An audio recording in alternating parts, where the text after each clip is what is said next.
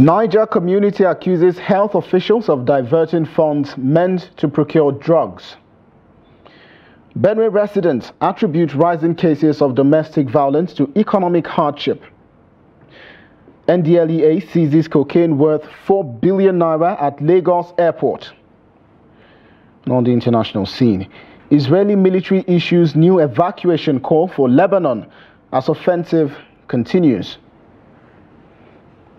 A very good evening and welcome to the news update on Trust Television. My name is Sagir Ibrahim.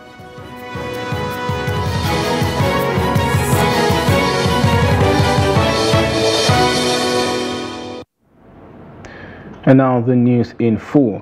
Residents of Barwa community in Wushishi local government of Niger State have accused local government primary health care officials of diverting basic health care provision fund meant for procurement of drugs for the primary health care center in their community. Residents also allege exorbitant charges by the primary health care workers before rendering health care services. Trust TV's Abubakar Akote brings details. The Basic Healthcare Provision Fund is a federal and state-funded initiative. It is a key component of the National Health Act 2014 and has the objective of ensuring the provision of basic minimum health package for Nigerians, strengthening the primary health care system and providing emergency medical treatment.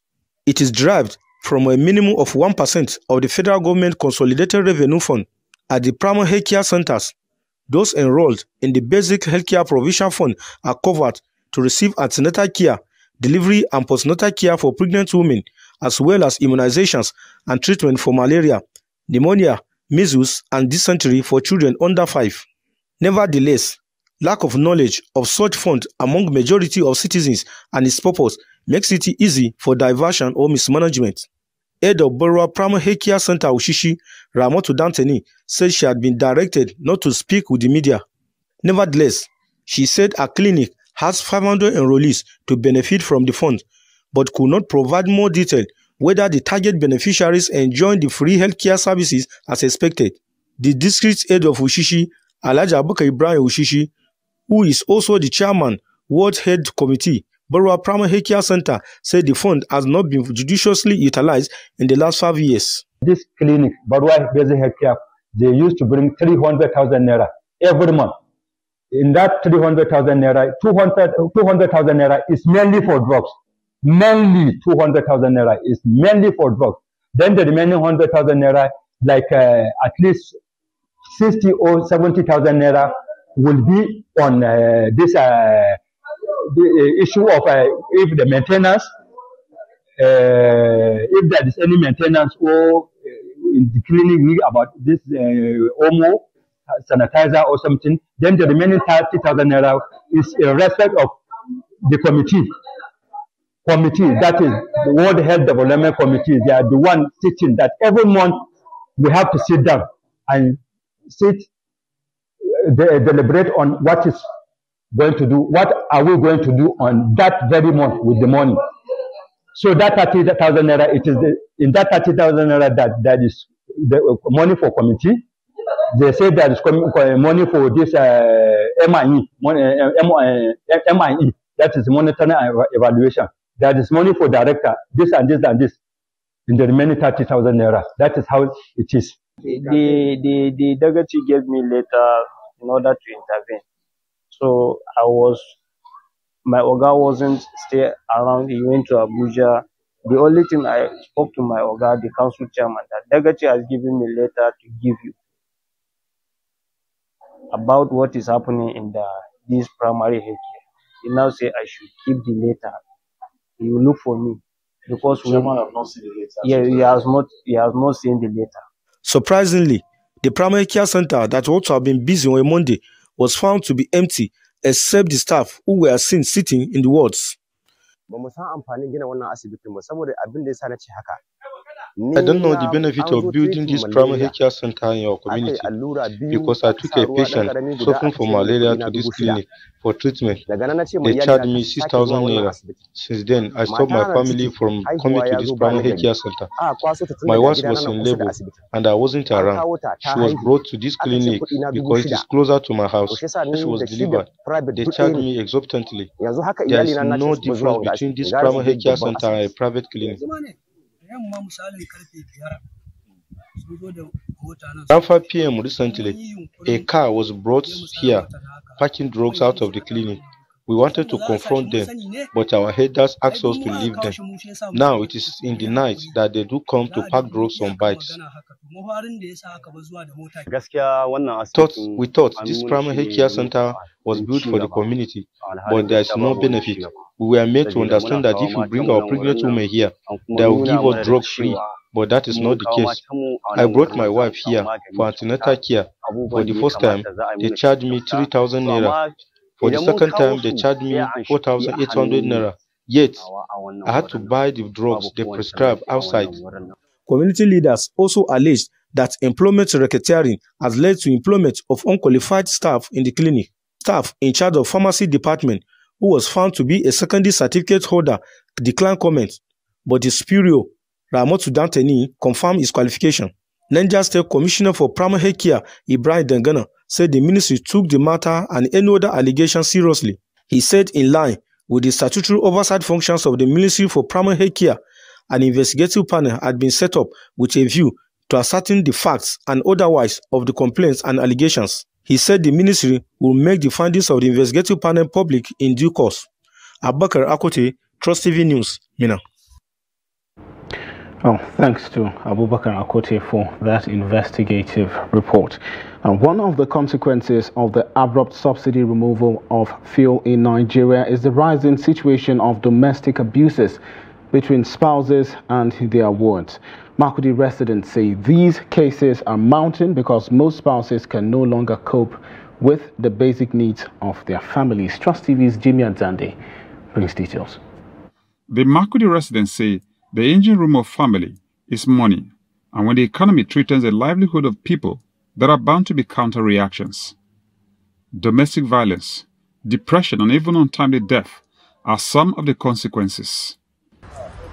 It's a problem we are facing in our society today, and I think some of the reasons are responsible for this cause in our society today: the childlessness in marriage, indiscipline, and sometimes because of hardship, and sometimes because of the upbringing of the people involved in marriage. The people are getting married. The reason is they don't have a job and they find a lady who is a working class who will come and foot the bills of the house. So they go into that marriage. And when they get in, and is contrary is the case in the situation of that marriage. Maybe the lady is no longer bringing what he was expecting she should be bringing. They are saying solutions can be sourced through self-awareness and the laws that do not give room for jungle justice, even among consenting adults. Gender-based violence is not gender specific. It can be the woman suffering abuse, it can be the man suffering abuse. And we need to understand that divorce is not, we should learn to understand that divorce is not a bad thing. Society needs to understand that it's better to live while you can. Oh, there are laws on ground actually, but with the family court now, it's an emergency case. Okay. Yes. Laws has its own dimension and it has its own time. But with family court, it's judgment that will be judged within a short time. And that is where we get it wrong. Because these people, when they rape and they know that, okay, sometimes before they even get to remand, that case is settled. You see them with the next 1 week on the street, walking, even boasting that money. But with family courts, they dare go nowhere. Domestic violence is a threat to the marriage institution. These residents are worried that the central unit of the society, which is the family, is treated. They are hoping for a turnaround to bring back smiles to faces of Nigerians, many of whom are vulnerable to suppression, depression, and untimely death. Jimmy Azandi, Trust TV News, Makurdi. Well, another interesting report from Jimmy Adzandi. Suspected herdsmen have launched fresh blistering attacks in Ailamo settlement, killing 6 persons in the process. Ailamo is the headquarters of Tombo Ward, Gambietiev Logo local government area of Benue State. The attacks took place on Friday and Saturday in the farming community located in Abinsi, Ayin, Bukari Federal Highway. Bukari in Taraba State shares boundary with Benue State, and there has often been communal strife between the neighboring communities. An eyewitness, Tewasi Avandi, said the suspected armed herdsmen with herds of cattle stormed Ailamo Tombo Ward at about 6 p.m. from the direction of Akwana Road and started shooting at houses and setting them ablaze. The Logo Divisional Police Office in Ugba confirmed the attacks and killings. And bandits have reportedly hoisted a flag on a mountain in Zing local government area of Taraba State. Reports said the bandits staged a comeback in recent weeks into the area located between the boundary of Taraba and Adamawa states. A resident of the area, James Samuel, said that the bandits once occupied the area but were chased away by combined efforts of local hunters and security agents late last year. According to him, the locals started noticing movement of the bandits on motorcycles about 9 days ago and hinted local hunters. The Taraba State chairman of Hunters Association, Adamu Dantala, corroborated Samuel's stance, adding that he got the hint from residents. Dantala further stated that hunters have been mobilized to the area. Taraba State Police Command is yet to comment on the matter. And also, the coalition of northern groups has condemned the continued detention of End Bad Governance protesters. CNG, in a statement on Saturday by its national coordinator, Comrade Jamilu Aliyu Charanchi, said the detention and arraignment of those frail, malnourished and helpless children have exposed the government as a desperate entity that is determined to demarket and embarrass Nigeria before the international community while presenting its credentials for medals in gross inhumanity. The statement said the continued detention and mistreatment of these minors is a gross violation of their basic rights, including the right to freedom of expression and assembly. 76 protesters were arrested during the August protest and also arraigned at the Federal High Court on Friday. Among the protesters arraigned were some minors who appeared visibly malnourished after spending months in detention, while 4 of them, including 2 minors, slumped and were taken to the hospital. Others were granted 10 million naira bill each, with 2 shorties each in like sum. The incident has sparked criticism both domestically and also internationally. On the bid by the international drug syndicate that operates between Brazil, Ethiopia and Nigeria to smuggle a total of 845 wraps of cocaine weighing 18.72 kilograms into Lagos has been thwarted, and the consignment recovered by operatives of the National Drug Law Enforcement Agency, NDLEA, and the Murtala Mohammed International Airport, MMIA, Ikeja. The drug consignments worth over 4 billion naira in street value were recovered from 2 lavatories of an Ethiopian Airlines aircraft during the post-landing cleaning of the cabin of flight ET900 from Addis Ababa to Lagos. The illicit drug consignments were wrapped in 9 polythene bags and hidden in waste collectors in the 2 rear lavatories of the aircraft, from where they were recovered after the MMIA Strategic Command of NDLEA was alerted about the strange object. No fewer than 30 suspects have so far been grilled in connection with the seizure. Investigations reveal that the seized drugs were conveyed from Brazil to Ethiopia through ingestion and excreted in Addis Ababa by a set of couriers, while some other traffickers picked them up and attempted to smuggle them into Nigeria through the Lagos airport before the attempt was frustrated with the cooperation of the airlines authorities and other airport stakeholders.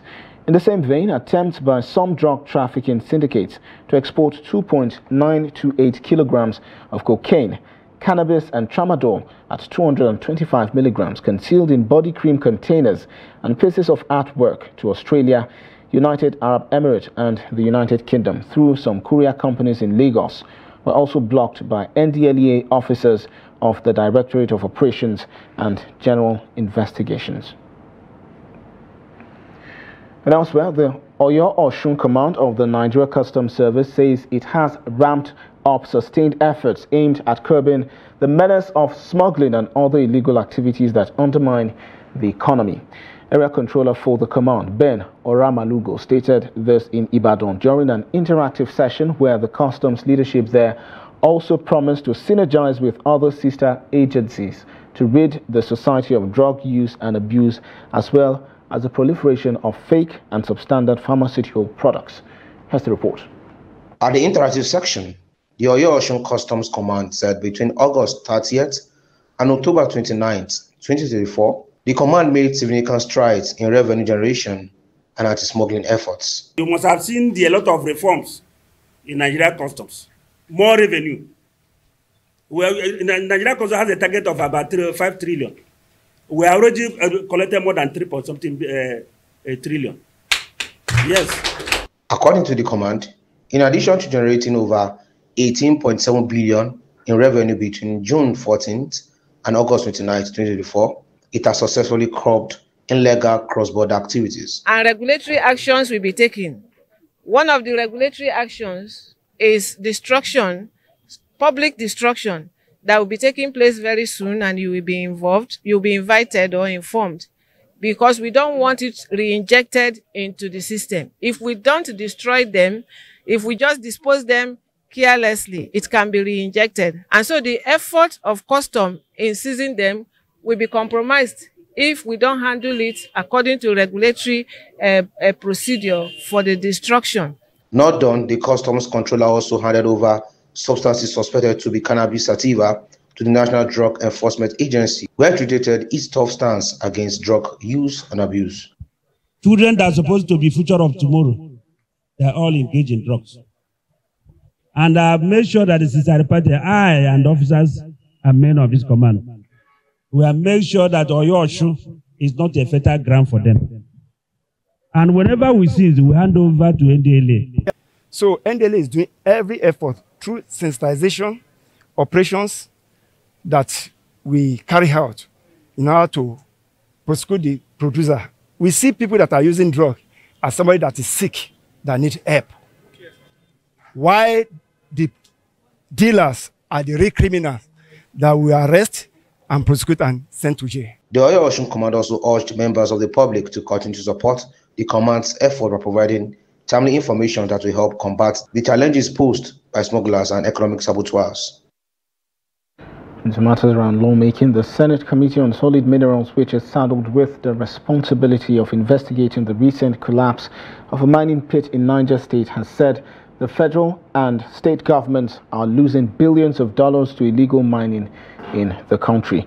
Chairman of the committee, Samson Ekong, disclosed this when members of the committee visited Niger State at the weekend on a fact-finding mission following the collapsed site. Recall that a mining pit in Galadima Kogo village in Shiroro local government area of Niger State recently collapsed, killing about 30 persons. Following the incident, Senator Sani Musa had moved a motion on the floor of the Senate, after which the Committee on Solid Minerals was mandated to carry out an on-the-spot assessment and report back to the Committee of the Whole. The chairman of the committee said the solid minerals sector of Nigeria has the potential to generate huge revenue for government, to diversify its economy and maximally improve the GDP if well organized, but however lamented that on a daily basis, Nigeria loses so much to illegal mining. You're watching the news update on Trust Television. Coming up shortly, we take a look at how the rising cost of cooking gas and petrol is fueling deforestation in Benue State. This and other stories after the break. Join us again.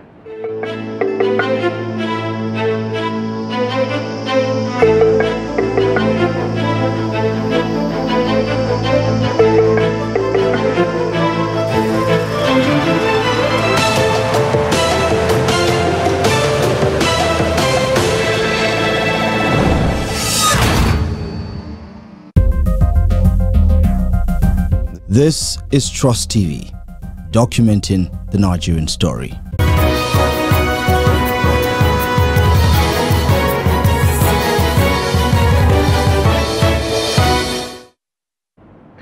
Still the news update on Trust Television. Thanks for staying with us. Now a recap of our top stories. Niger community accuses health officials of diverting funds meant to procure drugs. And Benue residents attribute rising cases of domestic violence to economic hardship.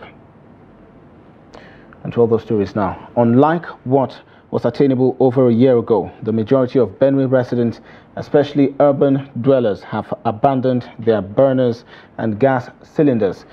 They are saying most residents can no longer cope with the cost of electricity tariff and cooking gas. Trust TV's Jimmy Antande brings details.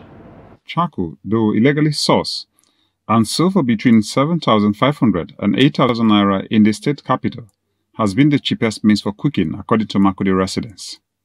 Currently, a kilogram of cooking gas is sold for about 1,500 naira, while less than 5 units of electricity are sold for 1,000 naira for Band 8 users in Makurdi. Gas is kg now is 1,500, and that is what people are buying charcoal. It's dangerous. It's dangerous, but then there is no. Going to charcoal, is that really the best? To me, I don't think that's it's not a way out to this situation, because this thing is affecting seriously, because it's one of the effects or the causative agents for climate change.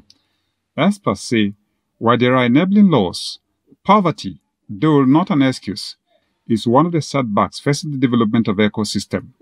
The fact that there is law in place, and now this law that are in place, what is the implication for the people? If you violate the provisions, what do? You can't tell people to stop cutting down trees when they cannot afford kerosene. You can't tell people to stop cutting down trees, not utilizing charcoal and firewood when the cost of gas is high. Government need to come out with drastic policy. When we cut down these trees, we don't replace them. And when we don't replace them, they have a drastic effect on the environment. Like flooding, these trees serve as windbreak. When we cut them out and the wind comes in high volume, they can take off roofs, etc. and all that. So when we cut trees, we should replace them more. Like if you cut one tree, replace them with 2 trees. Environmentalists say injustice to the ecosystem is consequential to human existence. With the climate change realities, it is hoped that both the government and citizens can explore other cooking options to curb deforestation. Jimmy Azande, Trust TV News, Makurdi. The House of Representatives Committee on Renewable Energy has invited the Rural Electrification Agency, the National Agency for Science and Engineering Infrastructure, Naseni Solar Energy Limited, Ministry of Petroleum Resources, the country representative of the European Union, and other stakeholders to appear before it over the $2 billion renewable energy grants and investments meant for the development of the renewable energy sector in Nigeria. The panel is conducting an investigative hearing on the investment, which it said had not been made a commensurate impact on the energy security challenges in the country. The investigation followed a resolution of the House after the adoption of a motion titled "Need to Investigate Investments in Renewable Energy Sector and Foreign Grants Received from 2015 till Date," sponsored by Representative Okejo Onuakalusi. In his motion, the lawmaker lamented that successive governments since 2015 had made substantial investments and attracted multi-million-dollar foreign grants to the renewable energy subsector of Nigeria's power industry to create a viable and sustainable alternative energy supply. Chairman of the committee, Representative Victor Afam Victor, in a statement in Abuja on Sunday, informed that the probe would cover the period from 2015 to 2024. He stated that the public hearing scheduled to hold on Tuesday, November 5 and Wednesday, November 6, 2024 followed the mandate given to the committee by the House of Representatives on Thursday, June 6, 2024. The investigative ministries, departments and agencies with dealings in investments, procurement, and receipt of grants for the development of the renewable sector. And to news outside the shores of Nigeria, the Israeli military on Sunday called for the evacuation of the Baalbek area in eastern Lebanon, warning that it was ready to strike Hezbollah targets there and in nearby Duris. The latest evacuation call came as the military's Home Front Command activated sirens at regular intervals along the border, with dozens of projectiles identified crossing from Lebanon to Israeli territory since Sunday morning. The military said its forces continue to carry out targeted raids in southern Lebanon aimed at eliminating Hezbollah fighters. The Israeli Air Force intercepted several projectiles that were hired from Lebanon into Israeli territory, while some fell in open areas, the military said in a statement.